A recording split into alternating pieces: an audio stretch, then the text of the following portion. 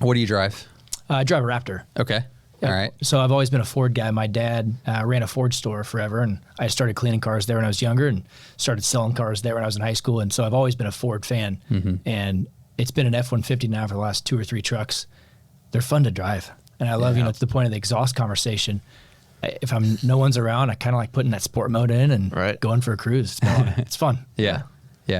I've never owned a Ford, but I've always liked the Raptors. If I was going to go the truck route, that's probably where I would head. Yeah, the big joke is you buy a Raptor and go to Starbucks.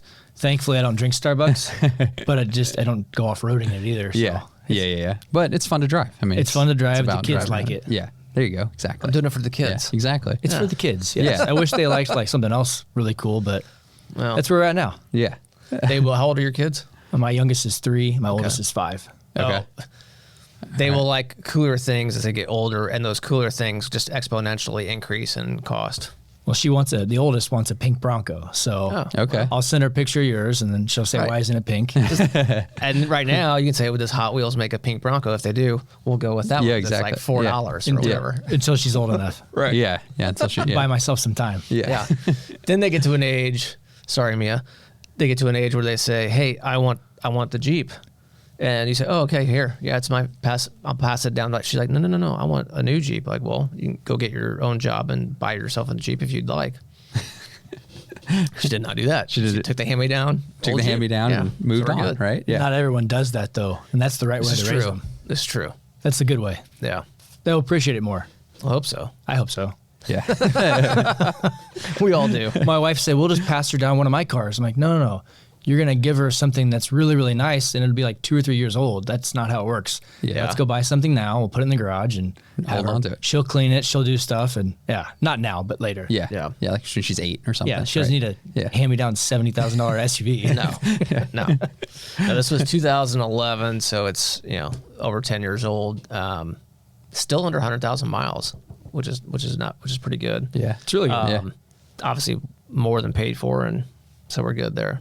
It's a good first car. Yeah, it is. Great first car. She enjoys driving around IU, but why wouldn't you, right? I take one now. Yeah. Take one now. Yeah. Well, cool. We do have a few more mods to do to the Bronco. We were talking about that earlier, which kind of started the conversation. Yep. So, I don't know. We'll see what happens. I've got some spare parts of yours still in my garage. Oh. So yeah, we'll we can clean those up next time you're over. I need to throw those on eBay unless you know anybody who's looking for some factory Bronco OEM parts. Bronco parts. Yeah. My friend eBay. Yeah, try that one. Yeah, exactly. That's where they will reside here shortly, along with a bicycle of mine, that's a different conversation. Are you guys wrenching with waters in your hand, or is there any cold beers? There was caffeinated beverages as well as alcoholic beverages. Right. Yin and yang. I don't think you can work on a car without a beer in your hand. No, I think it's like a man law, right? Yeah, I think part of the SOP. Yeah. It was in the instructions that we received from one of the places, like crack a cold beer, then get the wrench out. That was in the YouTube video. Yeah. That's pretty funny. His instructions were a little off though, so I don't know. Whoever wrote those is a genius. Yeah. Yes. Exactly.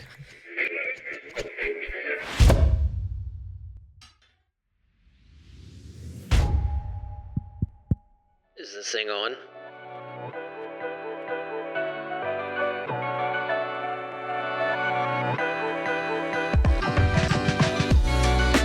Hey guys, welcome back to another episode of the Summits Podcast. Thank you all for joining us from wherever you guys get your podcasts. If you're tuning in on the Heroes Foundation YouTube channel, thank you for doing so. We appreciate it. While you're at it, hit the subscribe button, hit the little notification bell icon if you haven't done that already. It'll alert you when new episodes like this one drop. All right, today, Mr. Justin Davis joins us. I was going to say JD, but I don't know if you even go by that nickname or if you like it or not. So all the Heroes guys call me JD. Oh, well, there we go. All right. Okay. Well, JD, welcome to the Summits Podcast. Thanks for having me, guys. I'm looking forward to it. You're welcome. Why don't you give a little background intro on yourself to everybody? Yeah. Justin Davis from Greenfield originally. Grew up with a younger brother, older brother, 2 parents that were pretty amazing. I think very supportive, firm, but loving. Went to school in Greenfield, went to IUPUI, really enjoyed it. Would have loved to go into IU. Instead, I studied downtown and spent every Friday and Saturday evening in Bloomington. Okay. A lot less expensive, minus the driving. Yeah. I sold cars all through high school and college. Sold a car to a really good friend of mine that's a now mentor of mine that was in orthopedic sales, got into orthopedic sales, did that for 12 years, exited in January of last year when my wife and I bought LeafSpring School at Geist. And we live in the Geist area. I've got 2 beautiful daughters, got an amazing wife, Molly Ann. We've been together since 2012, been married since 2015, and just a happy person. Had a really good time, good part of my life right now. So glad to be here. Awesome. Got to ask, and not going back all the way to the beginning, but when you go from orthopedic sales to owning a school, not a probably very traditional transaction or transition, I should say. What prompted that? There's got to be a story there. Yeah, fair question. And I think anytime I bring it up with a friend of mine, they're like, why, how? There's no, step 1, open a beer, right? Yeah. There's no step 1, orthopedic sales. Step 2, buy a preschool. So I did orthopedic sales, like I said, 12 years. And with that, I found that I was always gone. Mm-hmm. And, you're in the OR and you have to get there before the surgeon. You're there after the surgeon. So it's, early days, leave at 5:30 in the morning when you're going somewhere close. A lot of times I was going to northern Indiana, southern Indiana. So you have a lot of driving.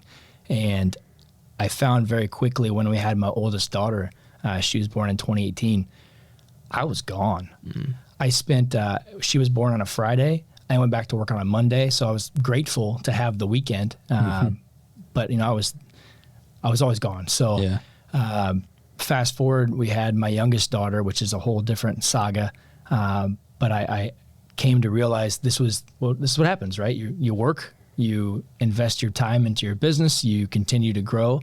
And with that, if you're successful, fortunately, you work more and more and you hire more people, and that's how the game goes. And so I wanted to find something to get out of it. And Jake Powers, really good friend of mine, got me into real estate. And so that was the first move. And then also another Heroes guy, Brian Bowman, really close friend. They own some preschools in the north part of Indianapolis. And I remember asking him so many questions. And finally he's like, why don't you just do it? I'm like, no, I can't run a preschool. Yeah. And fast forward, we ended up purchasing LeafSpring School Geist in January of 2023. And it was on the premise of being around my kids more. I think something that I've been focusing a lot on is time and getting more time, not just for myself, but for my family. And so it's been really, really fun being around my kids when I want to, not all the time. I can still step away when I need to, as any parent does and should. But being there and taking them to school, having dinner with them, and just experiencing parenthood, not just from, a dinner here and there or the weekends. It's been a lot of fun. Yeah. Nice. Yeah. What has been what was originally when you're going through the idea before you guys committed to it, what was maybe the biggest fear to overcome in making that decision? And then since then, how long has it been since you guys have bought the school? It'll be 2 years in January. 2 years. Okay. So over that 2 years, what's been the biggest challenge in owning a school or running a school? I think staffing is probably the hardest part. Thankfully, when we took over, we immediately looked at the pay structure and you realize the ones that were underpaid, we bumped them up immediately. And you have to run a business lean too, right? To be able to go with the flow. Mm-hmm. And so staffing is definitely the hardest part, but trying to take care of your team with anything, right? It's teamwork. When I first took over, I took it as a mantra of a family. And I think that's the wrong move. Okay. And I realized that very quickly where, if you're a family, if somebody makes a mistake, you're still family. We are a team. So if there's an accident, not an accident, sorry, that's the wrong word. But if there's something that doesn't go the way it should, people get cut from teams. And I think changing that a little bit, and that way everyone knows that they're part of something that works really well, but we have to take care of our teammates. Mm-hmm. So that's really helped a lot. But staffing's been the toughest part for sure. And then obviously as a parent myself, I know I want someone to take care of my kids and do a really good job. Mm-hmm. And so there's that pressure we have 200 families. Yeah. So doing that for all of our families. Yep. Right. But that's probably the hardest part. Is LeafSpring part of a larger organization of preschools or schools? Yeah, we're a franchise. Okay. Started in 1989 by a nurse that realized she wanted a school with a nurse that was there. So we are the only franchise in Indiana, and there's 15, so it's very small. But everyone has a nurse, which is really cool. So if your child gets injured, if they have any medication, we have a nurse on staff there 40 hours a week that is there to take care of the children, which is great. So if there's something that's wrong, it's not just us using our better judgment. We've got a licensed nurse, which is it's fantastic to have. And was this particular location already established, or did you start it net new? No, it was already established. The previous owners had built it in 2017, and then we bought it, like I said, January of 2023, and we've tried to take what was already a good thing and make it better. So that's been our goal for the last 18, 20 months. Okay. Awesome. Cool. Wow, that's awesome. It's been a lot of fun. Yeah. I never would have guessed I'd be running a preschool. Maybe something with boys, but when you have two girls, I think it changes your outlook. And I am the biggest softie.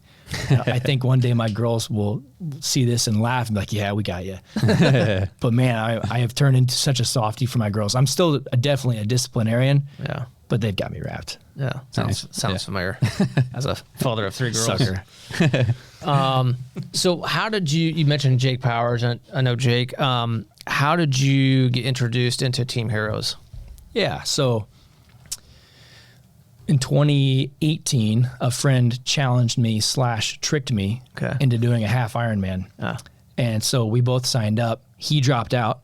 But I was like, I got to see this through. So I started cycling and obviously the other 2 disciplines. But I started riding with Jake Powers and then Jeff Cusick. And those guys kind of took me under their wing and showed me cycling. I had no clue what I was doing. I was wearing a T-shirt and shorts when I went out. And they're like, all right, come get our super sexy outfit. I'm like, all right, I guess I will. But they got me started in cycling and they got me into the group. And I very quickly realized what an amazing group it is. And I say that wholeheartedly. The men and women that are on the heroes, Team Heroes, they're awesome. And we've got people, I was the youngest for a while, and now like the younger guys coming through, and I remember, Don being like, youth, these dang youths. And now I'm seeing these, college kids. I'm like, these young kids are so strong. Yeah. Don't you get tired? No, they don't. They don't get tired. But it's been really fun to see the team and see the evolution of it. And the guys, I think, started like 2 or 3 years ago, back to time, right? So 2 or 3 years ago, they were like, hey, why don't you, get involved in the board or, get involved with the group more? I'm like, I got young kids. I'm all right. And then I think last year they were like, why don't you get involved? And I was like, I just started this, preschool thing. I got so much to learn. And then this last year they were like, hey, why don't you get involved? I'm like, you know what? You can, say, was it one day or day one? And that's kind of how I approached it. So, you can always say one day I'll do it, or, make it your day one. Yep. And so we were sitting at Pearl Street after our Wednesday ride, and one of the guys was like, why don't you do it? And I was like, all right, let's. And he was like, I got it. And that was Lauren. And so Lauren tricked me. Thank you, Lauren, wherever you are. But I knew I wanted to get involved. I knew I wanted to make the time to do more, and it's fallen into place. So I'm excited to see what the future holds with it, because I know it's a really good foundation, and I'm excited to give more to it. And just honestly, I have a new foundation of giving more and making time and giving back. I think it comes down to passion. I mean, you have a passion for running things. You have a passion for different things in your life. And the same thing applies here. If you have a passion for the mission of what the organization is, whether it's Heroes Foundation or some other organization, if people have that passion, they just need to figure out where they fit in. Whether it's, again, we talked about this earlier, whether it's just simply as volunteering at an event or helping out with, maybe you're an accountant, or maybe you're really good at X, Y, or Z, and they have that need. Support them in that need. I think if more people did that, it'd be crazy what could be accomplished. I think when I started with the real estate aspect, one of the guys I really like to listen to talked about your superpowers. And obviously this is one of your superpowers for you. Yeah. And, mine is networking. I've really enjoyed networking and working with people to use their strengths and help connect them with other people. And we all have a superpower that can be used for something. And if you're not doing something with it, you're wasting it. But you have to find time, and everyone that says they're too busy for something, you make time for things that waste time. If you spend 30 minutes on your phone doing Instagram, this 30 minutes could be used for something else. So I've tried to be very mindful of it. Yeah. So note to self, don't use Instagram today. 29 minutes. Oh, okay. That's fine. It's actually reasonable. 27. Oh man. All right. Is this an over-under game? 12. I'm out. Wait, so there was something I read earlier, like there was teens that are doing like 13 hours of social media on their phones a day. Oh my God. It's like that's the moment you wake up till you go to bed. Yeah. Right. It's terrible. Yeah. I'll pass. Yeah. I hope. Well, I know. Oh, careful. Yeah. I don't want to say I know. It's like saying never. Yeah. My kids don't do 13 hours. They probably do more than I realize. But yeah, I don't want to think about that. It adds up. I mean, we're all guilty of it. Sure. Yeah. For sure. All right. So you kind of tiptoed into it. Justin, you are a new member of the Heroes Foundation board. Thank you for your commitment in doing that, and welcome aboard to the Heroes Foundation team, not just Team Heroes. See what I did there? Yeah. I got you. Following. Yeah. Good.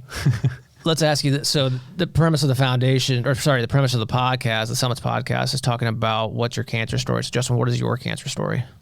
Yeah, we talked about this briefly beforehand. So 3 members of my family have been affected. My grandmother, Eileen Campbell, my aunt, Amy Campbell, and then my uncle on my dad's side, Greg Davis. So when I was thinking about this last night, because I wanted to make sure I knew the details, and I was just going back, and my grandma Eileen had my uncle, and when she did, she had to get a blood transfusion. And so this is, he's 60, so this is a long time ago, and she had to get a blood transfusion and contracted hepatitis C from the transfusion, which led to cirrhosis of the liver, which turned into cancer. And that's something that now I believe to be pretty easily fixed. But unfortunately, she succumbed to it. I was in college, and she was the matriarch of the family, right? So she was incredible. I'm very fortunate. I've got a chess. When she passed, the only thing that I wanted from her house was this chess set, because she would play with us. And I remember being at grandma's house and playing chess. So I've got that in my house. But when I was in college, as she was getting sicker, I was able to take her to church. And I took her to church like 3 or 4 Sundays. It's not a lot, but I made time to do 3 or 4 Sundays as a college student, and I'm sure I smelled like booze. I mean, it's Sunday morning. But I remember one time I picked her up, and I was selling cars at the time, and my dad goes, "Why don't you take this Corvette home?" I'm like, "That sounds awesome. I had a great month." He's like, "Yeah, go take it home." And I picked up my grandma on this Corvette, and we broke so many laws on the way to church. And we got to church, and I got a smacking on the wrist. And then on the way back to her house, I did the same thing. And you just got to be careful. And she said, she looked at me and she goes, "That was fun." And she goes back in the house. And that was one of my last memories of her before she really just succumbed to the illness. Yeah, she was amazing though. My Aunt Amy, I was very young. She was 28 years old and was diagnosed with stage 4 breast cancer and started chemo, and we lost her within a year. She's beautiful. The youngest of my mom's siblings.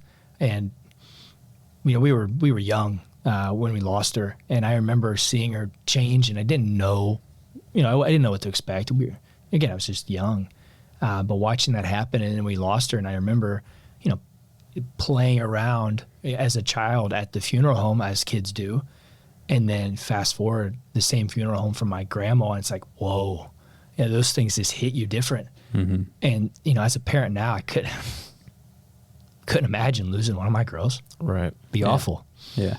So, so we lost her. It's been 28 years ago. And then my uncle, Greg, he was diagnosed at 46. There was a free screening at my aunt's company, And she was like, come in and do a screening. And I talked about him with this last night, and just hearing her in the background, like, I told you to do the screening. And I was fine. I was healthy.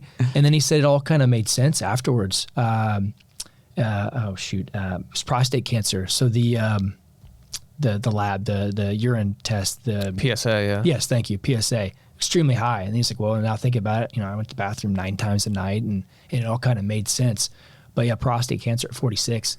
And this was right when the Da Vinci was starting to come out. And before that, it was like a cesarean section they made, I believe. Yeah, it was a pretty big scar. Yeah. And you just hope not to nick anything on the way down. Right. And so he was telling me about the surgery, and they did the Da Vinci, and thankfully everything worked out just fine. But I asked him last night, I said, what have you done since then? What have you shared with your friends to make sure that they're aware? And he's like, I tell everyone to get tested. And he goes, 2 of my friends have caught it early by getting the test done. And, I take the 30 minutes, take the hour to get the exam done. He goes, it could have saved my life. Right. Just an initial blood test. Pretty simplistic. Yeah. Yep. So this has been like almost 10 years or 12 years ago now for him. And he's doing great. He's a big marathon runner, does the Goofy every year, or the Dopey every year down at Disney, where it's, 3, they build up, it's like a mini, then a half, then a full over the weekend. And he does that every year. Even when he's not training, he goes down and does it. And he's grateful. So yeah, that's awesome. He's awesome. That's awesome. Good story. As a recent prostate diagnosed patient, did I say that right? Yeah, I think so. I was diagnosed with prostate cancer 2 years ago. Hearing that story is really good to hear. Two things, because you hear about the new technology. You mentioned the Da Vinci robot that they use now for a lot of the surgeries. Doing my own research on that, and also speaking with others. Very cool to hear that was new when he was going through 12 years ago. And to your point, he's thriving today. That's doing great. Phenomenal to hear. And I think is a testament to advancements and why we do research, whether it's research in medicines or technology or equipment, et cetera. So that's really good to hear. And just to hear my aunt, it was a free screening. And he's like, the only reason I did it was because I think she got a kicker on her HSA or something. Yeah. They made it. So it was free that she got paid for kind of thing. Yeah. But I know a little bit about your story. But, when I talked to him last night, he was like, when it hit me different than I thought. And I was curious, not to open a can, but when you found out, what was that like? Well, for me, it was the second time. So I was diagnosed with Hodgkin's at 26, that's the story that really kind of prompted or was a catalyst for starting the Heroes Foundation. Hearing it a second time doesn't make it any easier, that's for sure, especially because it's over 20 years removed. But I think for anyone or most people, when you hear, hey, you have cancer, regardless of what kind it is, it's a gut punch to say the least.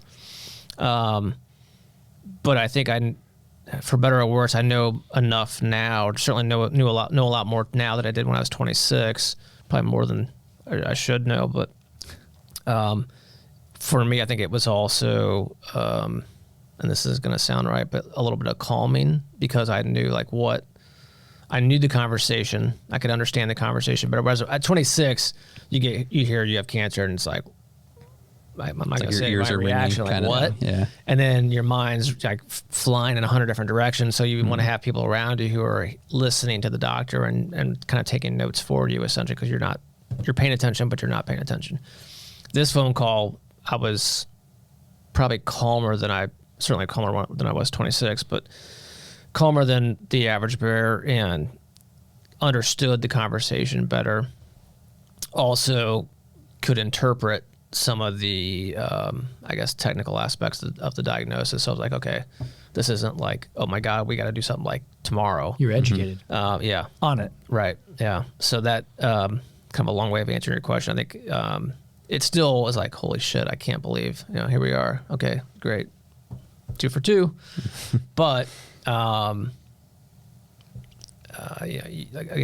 I understand it better now, and I know what the prognosis is, and I know what the protocol is, even as weird as it sounds, because I've not done anything yet. It's very slow growing, non-aggressive, but we're monitoring it every 6 months, and then when the numbers tell us, hey, it's time to do something, then we know what that plan is. There's a plan in place. It's just a matter of is that going to get implemented next week or 5 years from now, which is really weird to say. Like literally, I told I asked my doc, like, so how long have you had a patient live with this before they actually have to do something? And I don't remember his exact answer, but it was like 10 plus years. I'm like, that's crazy. He's like, I know. Now we're watching the numbers, but there's also a mental aspect of this. If you say, hey, I know it's there. I know it's not going to go away.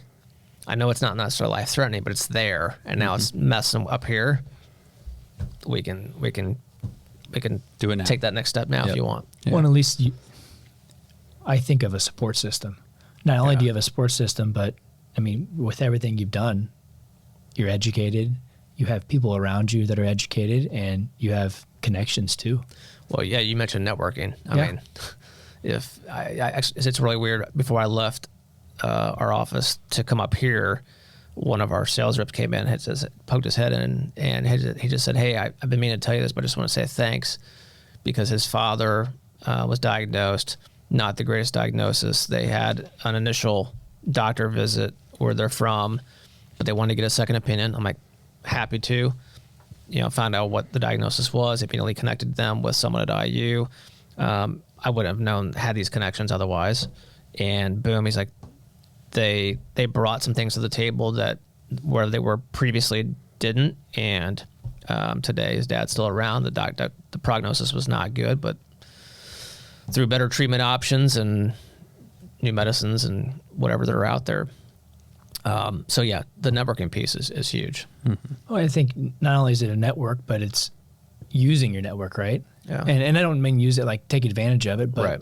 I think like we talked about earlier, the importance of giving back and the fundraising, right? And when you do fundraising, we were able to get the message out to more people, and more people can become aware. And if it affects one person, I think that's great. And I mean, I would have never gotten tested if it wasn't for my uncle. Yeah. Sure. Right? I mean, Yep. if you can help one person, you help somebody. Yep. Yep. Yep. Agreed. Yeah.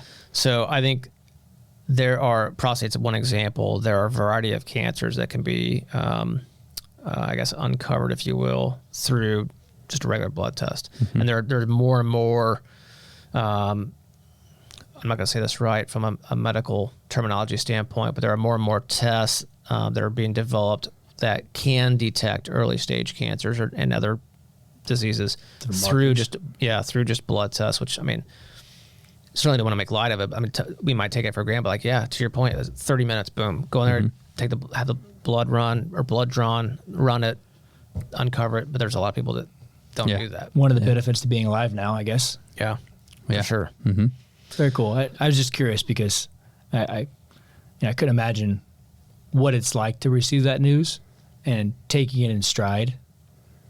Kudos. Oh, thanks. I don't wish it on other folks, but we all live long enough. The odds are, for whatever reason, in our favor that we might experience it ourselves. But then go to the prevention piece, the third summit of the Heroes Foundation. There are things we can do in our lives to try to minimize those chances. Sometimes we win the lottery. Sometimes we win it twice. Yeah. But not the actual lottery. That'd be cool too.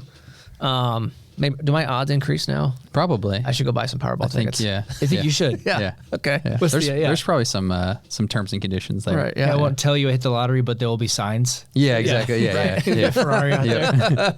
Yeah, don't tell Exactly. anybody. I lost my train of thought, but Prevention. yeah, the prevention piece. Thank you. There are things we can do in our lives to try to minimize the risk, and I think Team Heroes does a good job of being out in the community and kind of preaching that word of prevention. It's not just the typicals of don't smoke, or in this case this day and age don't vape either.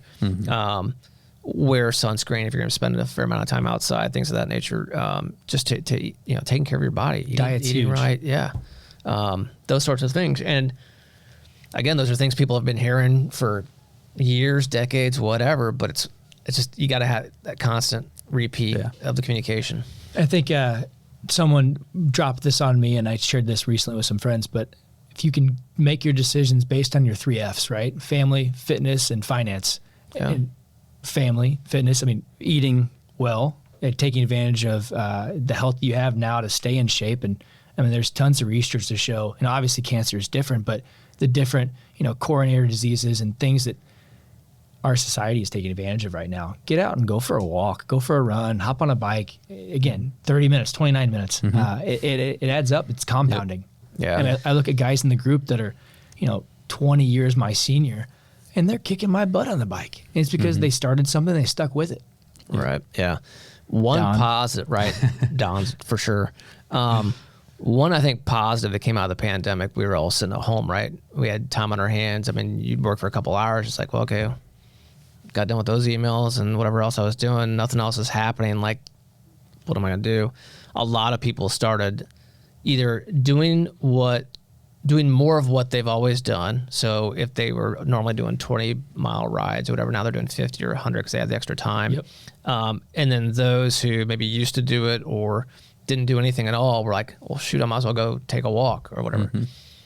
I think the upside is I now see, at least in my neighborhood, and I'm sure you guys see it in your neighborhoods, people who may otherwise not have done this before, you see them walk all the time. And they might be, doing two things at once. They're on a phone call with their earbuds in, but they're still walking. I think hopefully that will pay some long-term dividends for a greater population. Hope so. But we'll see. Time will tell with that one. Right. Yeah. But I think, to that point, we started a tradition after our dinner. After we eat, depending on, obviously, we have to make sure the day has gone the right way and we have time. But I love going for a walk after dinner with my girls because they're usually a little calmer. They got a full belly, and it's at the end of the evening, and we'll just talk.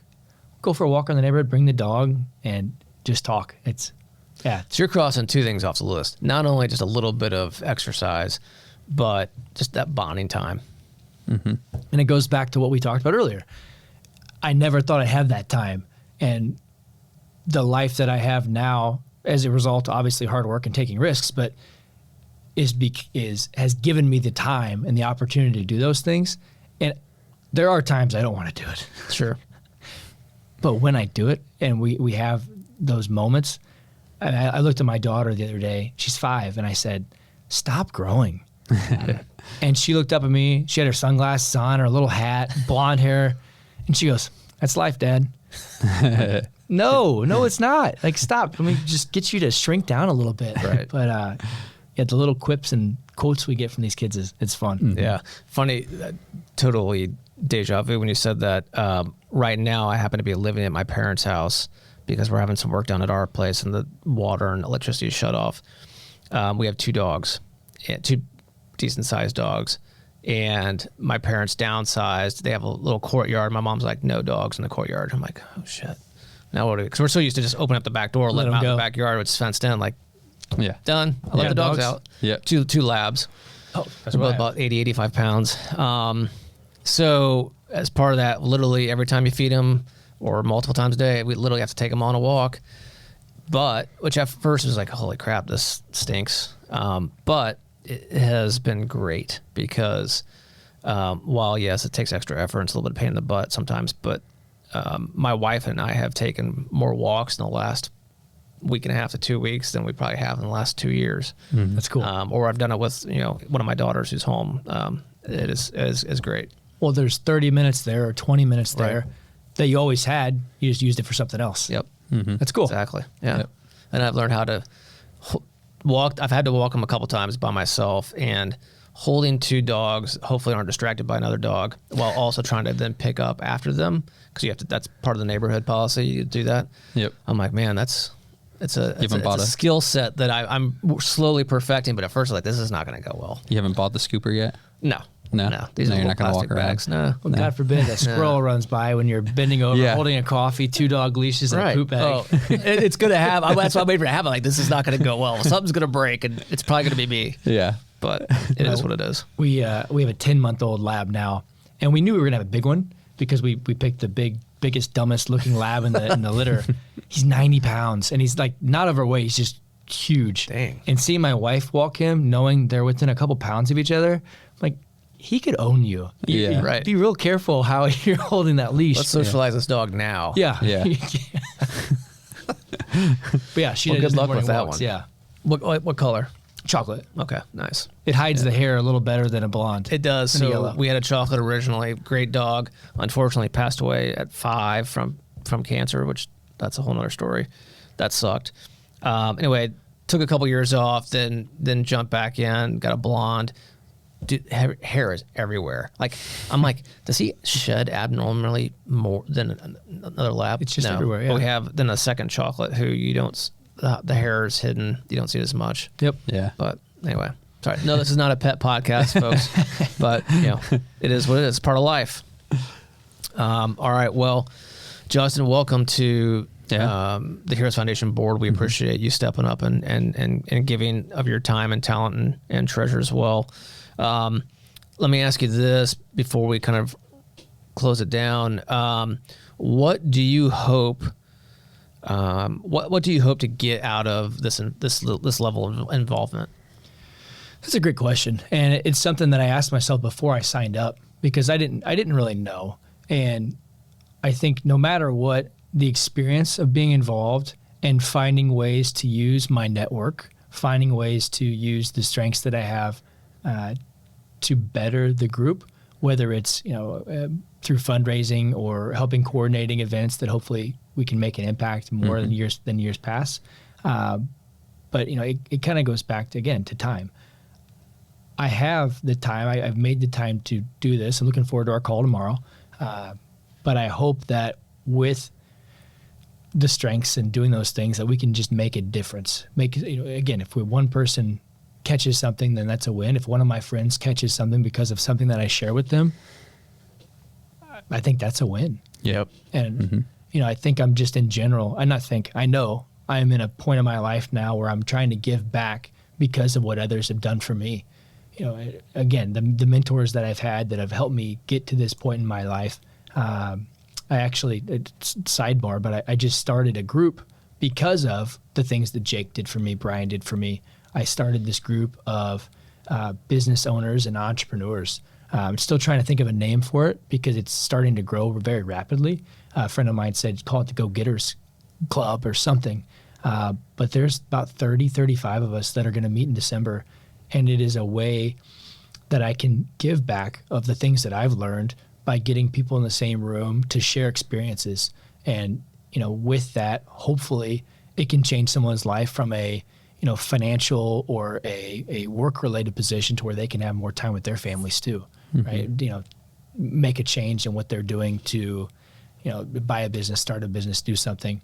And then from there, I think it compounds to where they have more time. They have more time they can give back. Maybe they get involved with something like this or something that they're passionate about in their own community. And it's hard to give back when you're working 60, 70 hours a week for somebody else, but when you can carve your own schedule out, carve out an hour to come over here.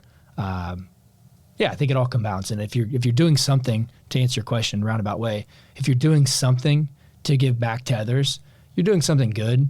It's not a bad thing. It's not time wasted. Right. So that's long answer, but that's kind of what I'm looking forward to doing. Yeah, well, spot on. We appreciate that. We appreciate the networking because that really, at the end of the day, whether we're talking business or philanthropy, networking is a key aspect. Cancer pretty much affects everyone in some way, shape, or form. And the other thing you probably heard us talk about it multiple times. That here in Indiana, we're 2 ways from Kevin Bacon. So the more networks we get involved, the tighter that Hoosier community becomes, the easier it is to spread the word and get others involved. And it's not that hard. Right. To do, even it's a phone call, right? It's not that hard. So looking forward to being involved. You talking about bacon, now I'm hungry for some lunch. But no, I enjoyed meeting up with you guys, enjoyed talking, hopefully provided some value. And I know being a part of the group is going to be a good thing. So looking forward to moving forward with it. Great. Well, we appreciate your time. Thank you. Thanks for being involved, and keep on trucking to your uncle. I'm glad he's doing well and living life. Yeah, when I talked to him last night, I said, hey, what are you doing now? He's like, well, I need to go for a run because, you get complacent and you get comfortable. And he's like, I'm going to get my butt off the couch and go for a run. I'm like, attaboy. Awesome. Go for it. So, yeah. All right, guys. So all of you get off the couch, get your butt off the couch, go for a run or walk, bike, whatever discipline you want to do. Just get up and move. All right. thanks for joining us on this episode. Thanks, guys. Yeah, Appreciate it. thanks for being here. And thank all you guys joining us on this episode of the Summits Podcast. We appreciate you tuning in from wherever you get your podcasts, or if you're tuning in on the Heroes Foundation YouTube channel. Thank you for tuning in. Until next time, guys, beat cancer.